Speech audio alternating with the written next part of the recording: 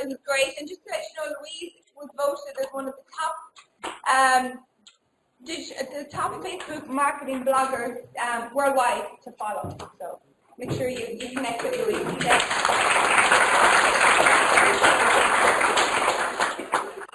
so our next speaker is Gerard Conway. He is an ex-GMIT graduate. We both studied digital Bachelor of Engineering in Digital and Software Systems in GMIT Galway. It was a 2-year honours degree, so that's where I met Gerard. So he's nice to do a favour. We won't blame him because he's from Roscommon. It's okay. Keep away. I can't say too much either. So look, he's going to talk about digital transformation. So I'll hand you over to Gerard. Hi everybody. Thanks very much for the opportunity to present today. So a little bit about myself first. So Gerard Conway, as Laura said, I graduated in 2003, and back then we didn't really have social media. So it's good to see the courses evolving based on new technologies and how the whole landscape of the world is changing quite greatly. I've been fortunate enough to work as part of the group organisation in Vodafone. So I've worked across mainly our global data centre organisation, which started originally in the office IT, where we connected like 74,000 desktops that we had in Vodafone across 14 different Vodafone locations, Spain, Germany, UK and other locations.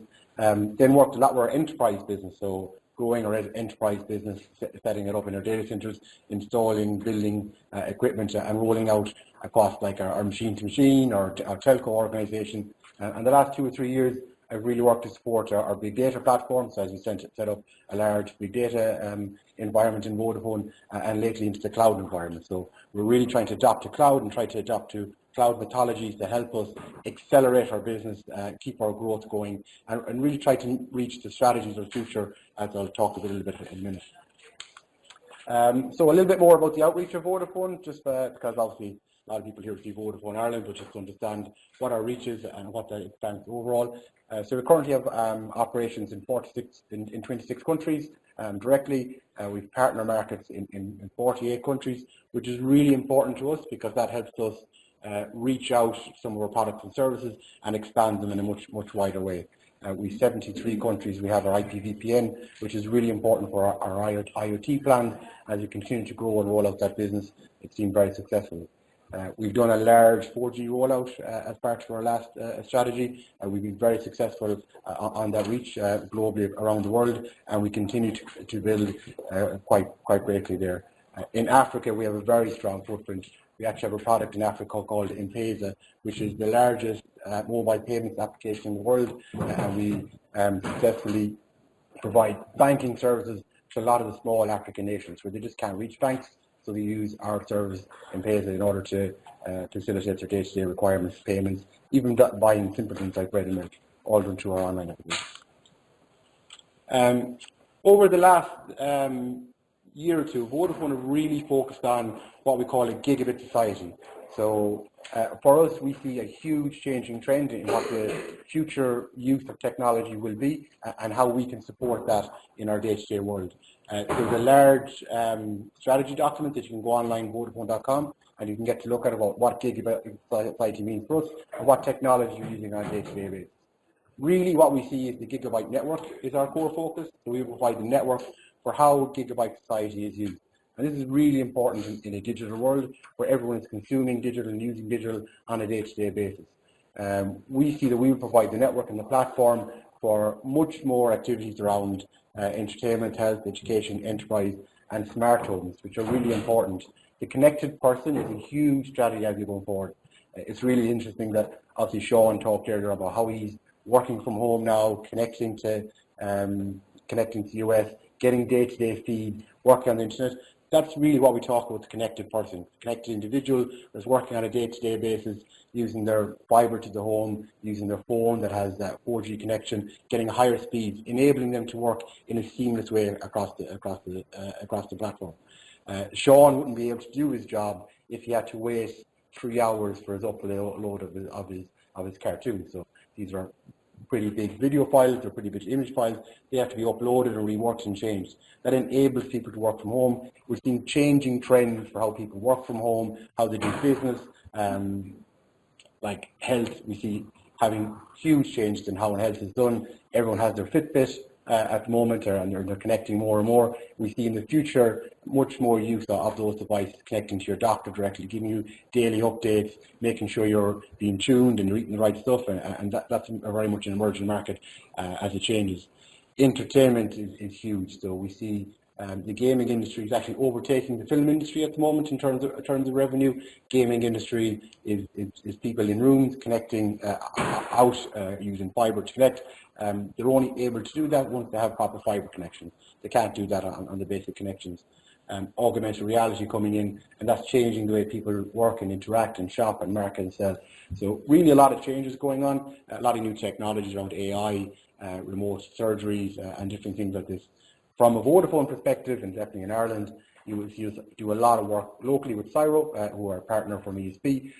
We set up a lot of gigabyte hubs in about 15 different towns around Ireland, Castlebar being one of them. And we're trying to enable technology locally so people go out and use fibre to the home, start setting up their business, start developing a business they can use and sell and market and go out there. So without the technology to do that, these businesses wouldn't be able to get off the ground. People wouldn't be able to work from home, people wouldn't be able to start businesses, or they have a very poor experience doing that, which is a big enabling factor for them as they continue to grow and develop.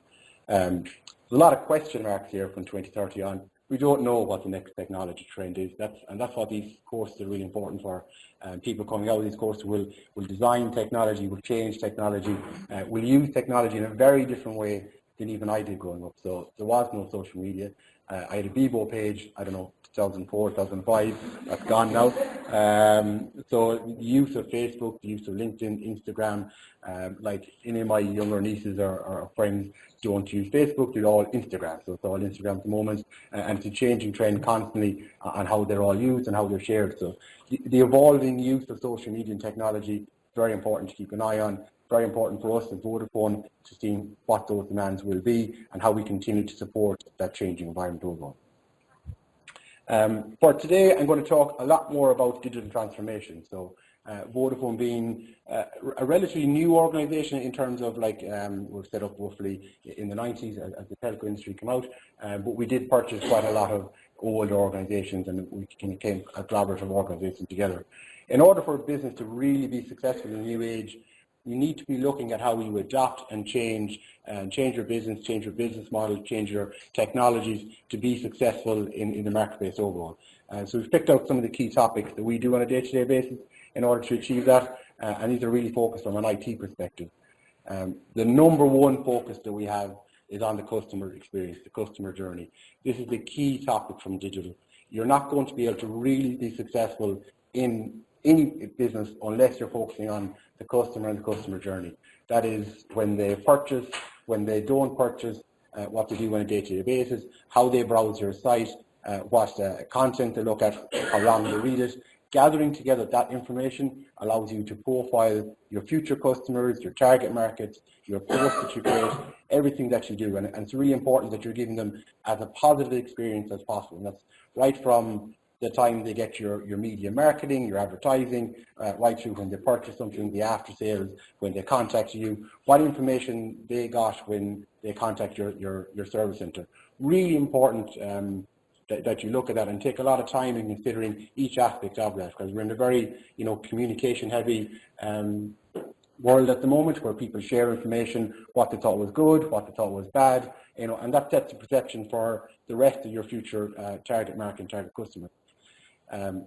Really getting a strong commitment to digital at strategic level, really important across the business at the moment. So it's not just the IT team saying we're going to go digital, that's amazing. Like the finance teams, the marketing teams, everyone needs to commit to digital across the board, because that helps you work in a collaborative way with your organisation to build a profile of the customer, but also put together strategies that's going to build the future of your organisation and your business as you develop that. Anchoring your culture in rapid innovation and execution. Learning how to fail, really important part in the future at the moment. So building products that are useful, that are innovative, use of machine learning, use of AI, really important, challenging topics because they're new and there's a very steep learning curve for how they're used in a day-to-day business. It's one of the key aspects I got from coming from GMIT is not being afraid of technology. getting a challenge, getting the manual aspect of it, and able to use it on a day-to-day basis. Really important that we're doing that, trying out new things and seeing where it goes. That's what gives you strategic advantage, and that strategic advantages aren't massive jumps, they're micro percentages or small steps forward that makes you more preference over the next vendor or offering. So adapting to innovation, learning how to fail, and really executing that on a day-to-day basis is really important. The use of automation and technology I've talked about continuous integration and continuous delivery really helps to accelerate your business process. So automating what you do on a day-to-day basis, not having your team spend hours and hours and days doing what we'll consider basic tasks. So looking at automation, workflow automation, getting that workflow as efficient as it can be. That's a much better offering to your customer then, because they're not waiting days or weeks for a response into them. So using automation in a much positive way to do the day-to-day tasks, do the updates, and then you can really focus on your business growth and things that will accelerate your business in the future. Unlocking the cloud is something that I spend a lot of time on at the moment. So it's using cloud technology from Amazon, Azure, or Google. The cloud has a tremendous amount of benefits for any business, especially small startups. Small startup wants to use a range of technologies. It's very costly for them. It's very costly to buy servers. You need to get off your PC. What do you do next? So the cloud unlocks your technology advancement very, very quickly. You can go into like an Amazon marketplace, you can get access to multiple different media tools, and you can use those tools very quickly after getting set up. So getting from your laptop to like a multi-storage environment that you can get like fast computer, as much compute as you need in order to do topics, to grow, to slim down. Very, very important as you go forward. And I'll talk a little bit more about the applications in a while. Using data to enable, empower, and decision making. Really important. Big data world. A lot of people talk about trying to get use out of big data, but big data is there to enable how you make decisions, how you profile your customers, how you profile your work, what you do on a day-to-day basis. Big data is really about bringing together multiple streams of data in a big way, and being able to correlate that information into something that's useful for yourself. So whether it's turnover of customers, whether it's amount of people going to your site, how their selling experiences, multiple different uses. Again, it has to be used to give you a strategic advantage so you can sell and target and market what you do in the future. Adopting Agile and DevOps operating models. So Agile work practices are changing the face of how organizations are set up today. Sean would be an example of a very agile workforce, so a small organization working together on multiple projects and working in a very DevOps space where multiple people have multiple roles and how they develop that. I'm going to talk a bit more about more Agile because Agile is really helping us to change our current setup into a much more business-friendly environment. So Agile, so for a lot of people, Agile comes with the main technology behind it, or the main process is a replacement to kind of a traditional project management process into what's called Scrum and Kanban. Scrum and Kanban is a way or philosophy of how you do work on a day-to-day basis, which enables you to get much more product-ready products into the marketplace quicker. So historically, you would have started out with a business requirement, you would have built something, 11 months later you test it, and then it comes out, and then you try and get a reference whether or not the customer still wants it. A lot of the times you work with business owners who make requirements, 11 months later they come back and go, that's not what I asked for, and you end up in this difficult discussion, so not really very positive. The way Agile works is that you break that delivery time frame down right into smaller chunks. So every 30 days you're trying to do a sprint release, and you're trying to release something that is a viable product that's working from day one, and you're rolling that out across your environment. It's really trying to step away from this old historical way of working on a project set up and a run for 11 months or 12 months, and then the output might or not meet user requirements. We're currently changing our organization into squads, and each squad has a product owner, and that product owner is broken down to different aspects of the overall product you're trying to create. So on a website, you've got someone working on the front end, they'll be working on the digital content, digital media, there's someone working on the back end, on the environment and servers, and getting that set up, and they'll be working here on very specific parts of the product that will be rolled out. probably a topic for more larger organizations, but this idea around communities of practice is that you know, the Netflixes and the Twitters and all this will use engineers from across different parts of the business, and they'll join projects as and when needed. So instead of having your organization with dedicated people, you have a community of practice, and they work across the business to support them as and when projects need to be run. We personally use a lot of Kanban boards. I like using Kanban boards because they kind of give a good visual way of presenting your work. So we'll sit down, we'll work out our product backlog. So what are the things we want to do? Then we'll break that down into shorter sprints, and then we'll start working on the sprints and roll them out. The rollout means that we get a product out working straight away that we can present and show, and then it adds value to the business, and then we can keep building on products and get customer feedback directly. This is what you want, not what you want, and keep working that way. DevOps is a philosophy of bringing the development and the operations organizations together. In a lot of organizations, your development team and operations team are the ops guys working in the dungeon, and the development guys are up in the nice fancy offices, so they don't really connect very much. That philosophy is shown to have really negative effects when it comes to like supporting your product on a day-to-day basis, when it comes to updating and maintenance, because you have to bring it down to maintain it, and it's not really a very efficient use of your workforce across the business. So developing DevOps, getting your development and operations teams working a lot closer together, really important to how you can successfully roll out products that not only people like from day one, but continue to use on a day-to-day basis and don't feel the big impact of downtime and maintenance windows and all top of that. CI/CD, so continuous integration and continuous deployment. One of the real benefits from CI/CD is the fact of rolling out continuous releases on a daily, weekly, hourly basis. So historically, software releases and software enhancements will come out on a quarterly basis, on a half-yearly basis, and that has a lot of issues because your users are constantly waiting for updates. They get the updates, it meets the requirements, it doesn't. With CI/CD, you continually roll out updates constantly to your user base. They're constantly getting feeds.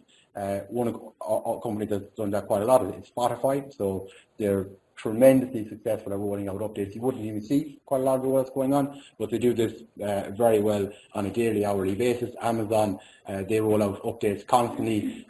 There's no downtime for the user because they use different technologies to switch. So from a user perspective, you see no impact, no maintenance windows. You just see the updates coming out. For any small startup or any organization thinking about how they want to roll out, it's just really important that they're constantly developing their pipeline to reach their customers as quick as possible, to give them updates, keep giving them new features and functionalities that they can use on a day-to-day basis. So we will use CI/CD in our future development things in order to make sure that I have big software, it's more hard to bring it down. To bring these philosophies in, we can patch, monitor, and update on a very regular basis without having downtime. So the customer experience gets better, the usage gets better, the positive view of the product gets much more positive. So it's much easier, especially for enterprise businesses, some of our products go to, where they're very sensitive on downtime. They have commitments because they build services on top of them. So we have to be really conscious about how we're building and selling products as we roll out. The idea of cloud-ready and cloud-native applications, it's definitely for the SME or the enterprise-type business to really think about what their applications are and how those applications work in the marketplace. So as you start developing cloud technologies used on a day-to-day basis, it's very important that you look at the future stream of what those applications will look like. Cloud, as I said, really beneficial tool, allows you to use compute on demand, which in the digital space is really important. The use of digital files, encryption, very, very compute-intensive activities. So you have to be looking at your back office, how the application functions, how it works on a day-to-day basis, and how you want it to work in the future. Cloud-ready applications are very much your traditional type applications working on virtual type technology, would work in your existing data center already. You can probably do a level of automation on them and achieve a certain level of cloud functionality with them, which allows your business to grow. Cloud-native applications is the next generation applications that are going to be released. A lot of these applications work in what's called a stateless type environment. So they're not actually being built on top of servers. They're being built in a compute space from Amazon or from Google or from Azure and Microsoft. This is really the future trend, the future vision for applications and how websites are run and how everything will run in the future. This really allows much lower costs in terms of what you're doing on a day-to-day basis, what your upfront CapEx or OpEx investment look like, and really helps your business to focus on where you need to be spending money on marketing or on finance teams or anything like that. So looking at your application, looking at how you use it, looking at the cost that you're paying to host that application is really important in the future trend for your business growth and to enable it. Last slide for me, which is a final thought, which is around your MVP, because we talked about developing a product. But the minimal viable product is a really important topic for everyone. So when you're developing a product for your customer, you don't want to be waiting 6 months before you want to get something out. You want to be developing something at an early stage, rolling it out, letting them try use it, and then getting them feedback, and then deciding what your next sprint or next development cycle looks like. On the top path, you can see much more of the traditional type project planning map. So I build this part and then the other part and then goes on top, wheels, doors, areas, but you don't have a product until the very last release. And that's not good from a customer experience aspect, and the customer really doesn't know what they're getting built. So they're expecting they're getting a Ferrari, and in the end they get a Lada, and they're like, well, this isn't good. Versus the other path, which is constant development product, well, I was expecting a skateboard, that's what I got, I know it's early release, and then you see the next part. So you're bringing the customer on a journey with you, they're engaging with you on what they like, what they don't like, and they get a much better feeling for your product overall. So MVP, the terminology is used quite a lot, but I think it's really important that people start thinking about making a valuable product that adds value, that can be used, and that customers can engage in from an early stage on. That's it my side. I don't know if you've got any questions, Louise? Not so much. So all for the panel later on.